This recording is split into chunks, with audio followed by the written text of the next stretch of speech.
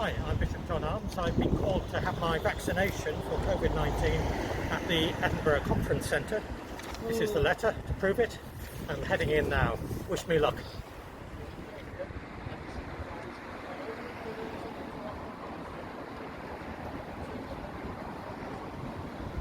Well, that's me done. I was in and out in 15 minutes, and it turned out I even knew the nurse who was doing the vaccination. So it was a very straightforward experience. No pain at all. Maybe some side effects, let's wait and see. But I feel I'm glad I've done this, and I encourage you, when you get the chance, to come along and get vaccinated as well. Stay safe, get vaccinated.